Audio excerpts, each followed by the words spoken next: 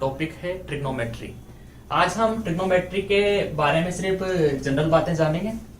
यहाँ ध्यान से देखना कि ट्रिग्नोमेट्री का जनरल मीनिंग होता क्या है।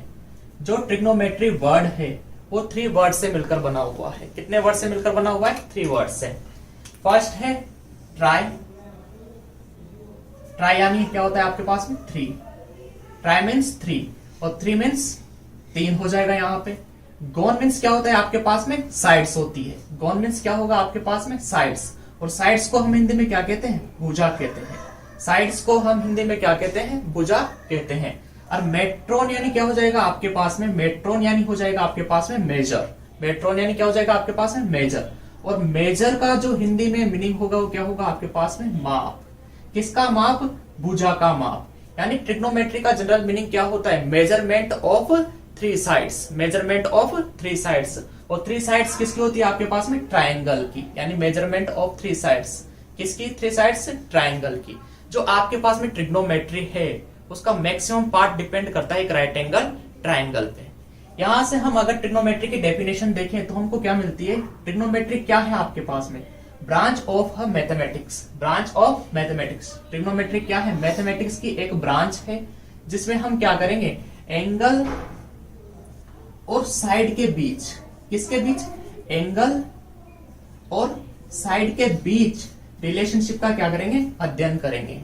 ट्रिग्नोमेट्री क्या है आपके पास में? मैथमेटिक्स की एक ब्रांच है जिसमें हम एंगल और साइड के बीच रिलेशनशिप का क्या करेंगे? अध्ययन करेंगे। अगर हिंदी में कहें तो हम ऐसा कह सकते हैं कि ट्रिग्नोमेट्री यानी त्रिकोणमिति गणित की वह शाखा है जिसमें त्रिभुज की भुजाओं और कोणों के मध्य रिलेशनशिप का क्या किया जाता है? अध्ययन किया जाता है। ध्यान से देखना, ये आपके पास में एक राइट एंगल ट्रायंगल है। ये आपके पास में एक राइट एंगल ट्रायंगल है। राइट एंगल ट्रायंगल किसे कहते हैं? जिसका एक एंगल कितना होता है आपके पास में? 90 डिग्री होता है। राइट एंगल ट्रायंगल में क्या होता है?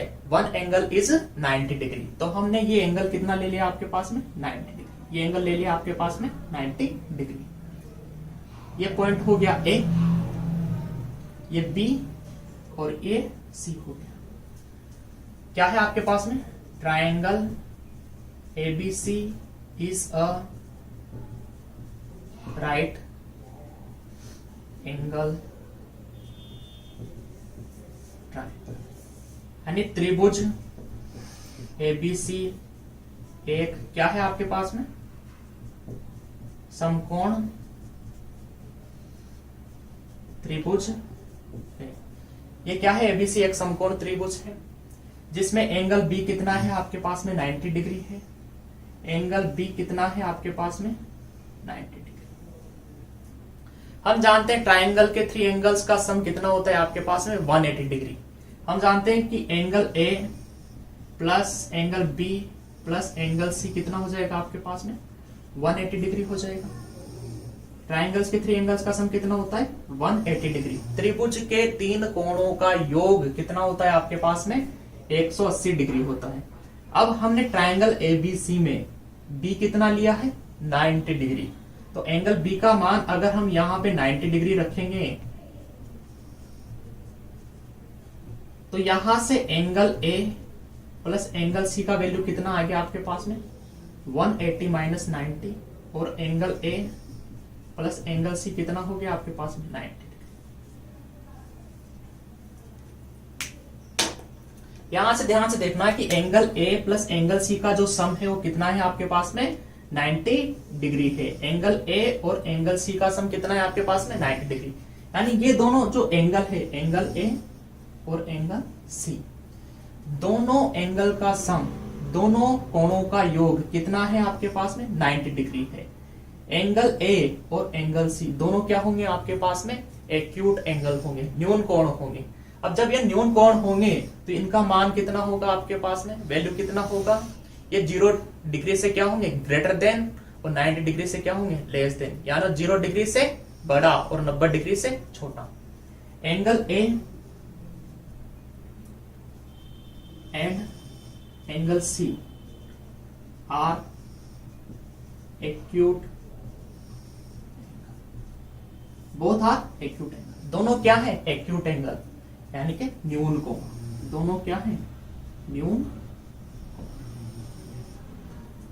दोनों एंगल कैसे हैं आपके पास में, न्यून कोण है, और इन दोनों का सम कितना हो जाएगा आपके पास में, 90 डिग्री हो जाएगा।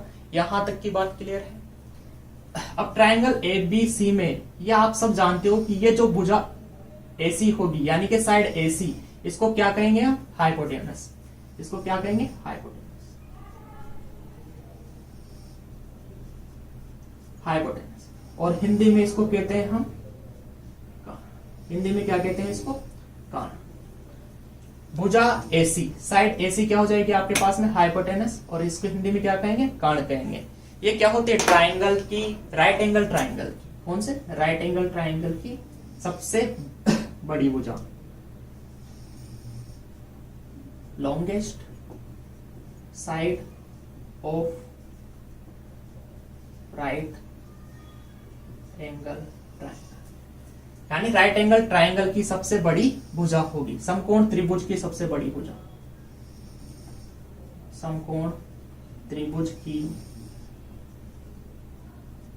सबसे बड़ी भुजा। साइड एसी आपके पास में क्या होगा, हाइपोटेनस होगा। इसको हिंदी में कर्ण भी कहते हैं। और ये क्या है, राइट एंगल ट्राइंगल की लॉन्गेस्ट साइड, यानी समकोण त्रिभुज की सबसे बड़ी भुजा हो जाएगी। अब यहां से देखना, एंगल ए और एंगल सी का जो सम है वो आपके पास में कितना है, 90 डिग्री है।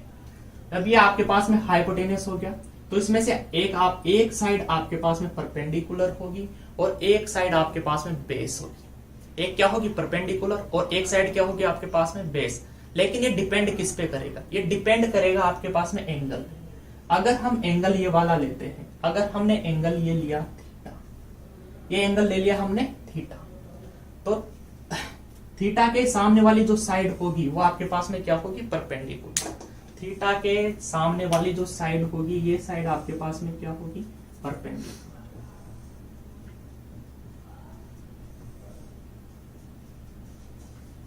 थीटा के सामने वाली जो साइड होगी आपके पास में परपेंडिकुलर होगी, और इसको हिंदी में हम क्या कहते हैं, लंब। और इसको हिंदी में क्या कहेंगे, लंब कहेंगे। और ये जो साइड हो जाएगी आपके पास में क्या हो जाएगी, बेस हो जाएगी। ये क्या हो जाएगी आपके पास में, बेस। और हिंदी में इसको आधार, हिंदी में इसको क्या कहेंगे हम, आधार कहेंगे।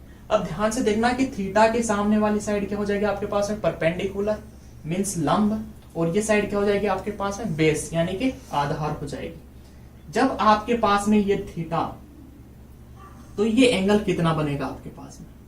अब ये आप जानते हो ए प्लस सी का जो सम है वो कितना है आपके पास में, 90 डिग्री है। Angle A plus angle C कितना है, 90 डिग्री। अब आपने एंगल सी को कितना ले लिया, थीटा ले लिया। यहां से अगर मैं एंगल ए का वैल्यू निकालूं, तो एंगल ए का जो वैल्यू निकलेगा वो कितना हो जाएगा आपके पास में, 90 माइनस थीटा। ये क्या हो जाएगा आपके पास में, 90 माइनस थीटा। तो इसका वैल्यू कितना हो जाएगा आपके पास में, 90 माइनस थीटा। एंगल ए का वैल्यू कितना हो जाएगा आपके पास में, 90 माइनस थीटा हो जाएगा। ध्यान से देखना कि हमने इसको क्या लिया है, थीटा लिया। थीटा के सामने वाली जो साइड रहेगी वो क्या होगी, परपेंडिकुलर, लंब भी कहेंगे। ये साइड क्या हो जाएगी, बेस हो जाएगी, इसको आधार भी कहेंगे, ठीक है। और ये क्या है आपके पास में, हाइपोटेनस। हाइपोटेनस होता है वो क्या होता है, लॉन्गेस्ट साइड होती है किसकी, राइट एंगल ट्राइंगल की, यानी समकोण त्रिभुज की सबसे बड़ी भुजा। अगर इसको दूसरे में डिसाइड करें तो 90 डिग्री के सामने वाली जो साइड रहेगी वो क्या होगी आपके पास में, हाइपोटेनस रहेगी। ध्यान देखना है, ध्यान देने वाली बात ये है कि जो हाइपोटेनस है ना, वो परपेंडिकुलर से और बेस दोनों से क्या होती है, बड़ी होती है, ठीक है। अगर हम एंगल ये लेते हैं, एंगल ए को अगर हम यहां से कुछ भी ले लेते, जैसे एंगल ए को ले लिया हमने एल्फा, एंगल ए को क्या ले लिया हमने, एल्फा, तो एंगल के सामने वाली साइड क्या हो जाती है, फिर परपेंडिकुलर हो जाती है। फिर साइड परपेंडिकुलर कौन सी बनती, ये बीसी, और ये क्या बनती, ए बी आपके पास में बेस बन जाती। जैसे यहाँ पे अगर हम इसको इधर देखें, जैसे मैंने आपके पास में ये एक ट्रायंगल है, ये ए बी और ये सी, एंगल बी आपके पास में 90 डिग्री। यहां पे मैंने थीटा किसको लिया था, एंगल सी को थीटा लिया था, तो परपेंडिकुलर क्या हो गया था आपके पास में, ए बी, बेस क्या हो गया था, बी सी, और हाइपोटेनस आपके पास में ए सी। अगर हम यहाँ पे इसको थीटा लेते हैं, इसको थीटा लेते हैं, तो थीटा के सामने वाली साइड क्या हो जाएगी आपके पास में? परपेंडिकुलर। ये क्या हो जाती है आपके पास में? बेस। और ये क्या हो जाती है आपके पास में? हाइट। ये बात समझ में आई आपको? ये थीटा डिसाइड करेगा कि परपेंडिकुलर कौन सा है और बेस कौन सा है। हाइपोटेनस आपके पास में फिक्स होता है, ये चेंज नहीं होता।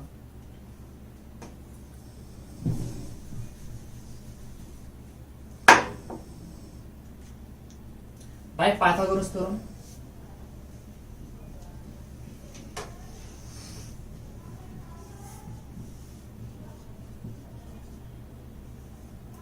अब पाइथागोरस थ्योरम आप सभी ने पढ़ी होगी। क्या होता है कि हाइपोटेनस स्क्वायर यानी H square is equal to होता है आपके पास में base square plus perpendicular square. Hypotenuse square is equal to होता है आपके पास में base square plus perpendicular square. अगर हिंदी में लिखना चाहें तो क्या लिख सकते हैं कि कर्ण का स्क्वायर इज इक्वल टू होता है आपके पास में आधार स्क्वायर प्लस लंब स्क्वायर। ये क्या है आपके पास? पाइथागोरस कर्ण स्क्वायर इज इक्वल टू होता है आधार स्क्वायर प्लस लंब स्क्वायर, या फिर hypotenuse square is equal to होता है आपके पास में base square plus perpendicular square. यहां से अगर हम हाइपोटेनस की वैल्यू निकालते हैं तो हाइपोटेनस क्या हो जाएगा आपके पास में? h is equal to, square हटाएंगे तो क्या लगेगा? रूट लगेगा। क्या लग जाएगा? रूट लग जाएगा। B square plus B square, base square plus perpendicular square. आप जानते हो जब भी स्क्वायर हटाते हैं तो यहाँ पे क्या लगता है? साथ में आपके पास में प्लस माइनस लगता है। तो यहां से स्क्वायर हटाने पे इसका वैल्यू क्या आएगा? प्लस माइनस आएगा। लेकिन आप जानते हो कि हाइपोटेनस क्या है? एक साइड है। इसकी क्या होती है? लेंथ है यानी कि, और ये कभी भी नेगेटिव नहीं होती। ये कभी भी नेगेटिव नहीं होती। Length can not be negative.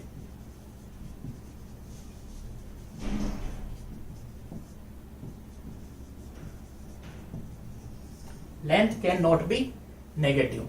इस वजह से आपके पास में यहाँ पे नेगेटिव साइन को हम यूज नहीं करते। साइन कौन सा यूज करेंगे? हमें पॉजिटिव यूज करेंगे। तो h इज इक्वल टू क्या होता है आपके पास में? Root B square plus P square हो जाएगा आपके पास में। यानी हाइपोटेनस की वैल्यू क्या आ जाएगी आपके पास में? Root B square plus P square. यहां से देखें तो कर्ण इज इक्वल टू हो जाएगा आपके पास में रूट आधार स्क्वायर प्लस लंब स्क्वायर। यहां तक की बात क्लियर है आपके पास में? Hypotenuse is equal to root B square plus P square हो जाएगा, या फिर कर्ण इज इक्वल टू रूट आधार स्क्वायर प्लस लंब स्क्वायर हो जाएगा। अब ध्यान से सुनने वाली बात यह है कि हमारे पास में जो फॉर्मूला आता है हमको यही फॉर्मूला याद रखना है। इसके बेसिस पे हम बेस की वैल्यू भी निकाल सकते हैं और परपेंडिकुलर की वैल्यू भी निकाल सकते हैं।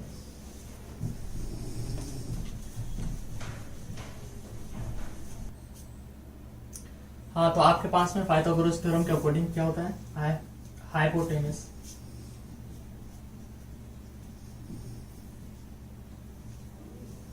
स्क्वायर इज इक्वल टू होता है आपके पास में base square plus perpendicular square.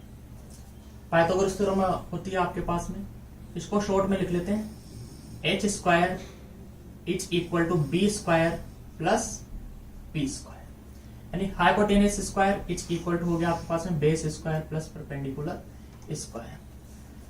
अगर आपको बेस गिवन है और परपेंडिकुलर गिवन है, अगर आपको बेस और परपेंडिकुलर यानी आधार और लंब दोनों दे रखे हैं तो आप इसके बेसिस पे हाइपोटेनस की वैल्यू फाइंड आउट कर सकते हो। अगर मुझे बेस की वैल्यू निकालनी है तो base square is equal to, इसको इधर लेके आओगे तो क्या हो जाएगा? h square minus P square. अगर बेस की वैल्यू निकालनी होगी तो base square is equal to क्या हो जाएगा आपके पास में? Hypotenuse square minus perpendicular square. ध्यान से देखना, base square is equal to, यहां पे X square minus Y square वाला फॉर्मूला हम लगा सकते हैं। X square minus Y square is equal to होता है आपके पास में X plus Y multiply X minus Y. तो यहां से क्या हो जाएगा आपके पास में? h plus P multiply h minus.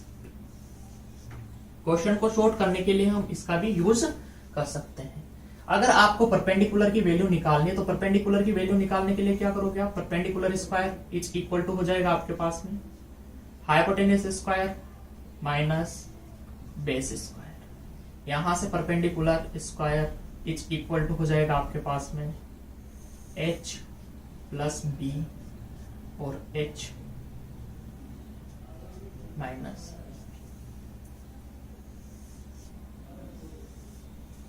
अगर हम यहां से स्क्वायर हटाते हैं तो परपेंडिकुलर क्या बन जाएगा आपके पास में, रूट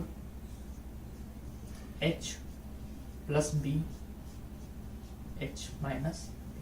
यहां से आप परपेंडिकुलर की वैल्यू निकाल सकते हो। सिमिलरली हम बेस के लिए भी कर सकते हैं, बेस का वैल्यू निकालना होगा तो बेस इज इक्वल टू हो जाएगा आपके पास में रूट h प्लस पी और h माइनस। ये कुछ इंपॉर्टेंट फॉर्मूले हैं आपके पास में जिससे आप क्या कर सकते हो, हाइपोटेनस का वैल्यू निकाल सकते हो। कब निकाल सकते हो, जब आपके पास में बेस और परपेंडिकुलर गिवन है। आप बेस का वैल्यू निकाल सकते हो जब आपको हाइपोटेनस और परपेंडिकुलर गिवन है। आप परपेंडिकुलर का वैल्यू निकाल सकते हो जब आपके पास में हाइपोटेनस और बेस का वैल्यू गिवन है।